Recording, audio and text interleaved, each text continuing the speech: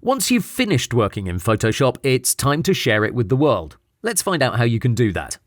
The wrong way of doing it is to go to File, Save As. From here, people choose a name and then a format which, as you can see, can be one of many. Now, why is this not ideal? First of all, you have to make a distinction between the project file, meaning the PSD, and the actual image you want to share. Chances are you want to send this over to a friend or post it on Facebook. A PSD file won't help you with that. PSDs contain all the layers and are useful when you want to come back later and do further editing, or when you're working with a team of designers and you want them to be able to edit your work. So that's the PSD format, and I recommend you save your work when you plan on using it later down the road. Now, regarding most situations, you'll most likely need a PNG, a JPEG or a GIF file, and Photoshop has a special function that handles that. So it makes sense to use it rather. Let's see how we can do that.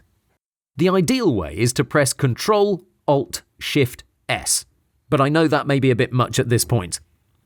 If you look at your keyboard though, it's basically all the buttons on the bottom left plus the S key, which stands for Save. So Ctrl, Alt, Shift, S actually makes sense.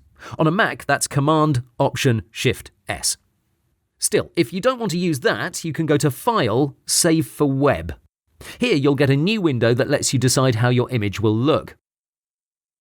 First, the size in terms of resolution. You can see that in the bottom right. Here we have 1024 by 768 pixels, but you can manually type in any dimension. Since you have a preview window, you immediately get to see how it looks. If you don't know the precise width and height, you can put in just one of them and the other will change too. That's because by default, you have this chain icon active, which means constrain proportions.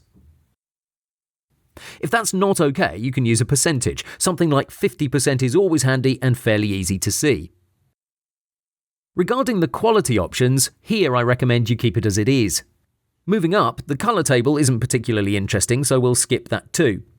If you want to see how it looks, just select the GIF format and you'll see it shows you the number of colours it will use to export your image. That's actually where you want to focus your attention the most, so let's go through them. First, PNG 24 is your best bet when it comes down to graphics for the web. This is a lossless format, so that means you don't lose any quality whatsoever.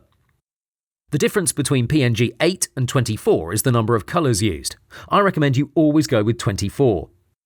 Another reason why you should use PNGs is the transparency. You probably know this, but if you want to save a button for the web, you don't want any background colour, you want it transparent. PNG is the format for the job. On the other hand, JPEG doesn't support transparency. That's the first thing you should note. But more importantly, you'll see you have various quality controllers which allow you to adjust how the image will look. In general, JPEGs have better compression, meaning they have a lower size. So if you need to send an image quickly, this is the way to go. Keep the settings on high, so a quality of around 60 and it will look alright. It won't win any awards, but like I said, this is for cases when you need something sent fast that doesn't take up too much space. You can also improve the quality all the way up to 100%, but if you really want an impeccable image, I still recommend the PNG format. So why isn't everybody using it? Well, in general, PNGs take up more space, which means they need more bandwidth. There are tricks you can resort to in order to make a PNG smaller without losing quality, but in essence, they're still mainly used for web graphics. Moving on to GIFs, I'm sure you know they're used for animations on the web, especially in memes. There's a very slim chance you'll use it, so we won't be covering it right now. Instead, let's focus on the other elements inside this window. First, you should always glance at this bottom left corner to check the size.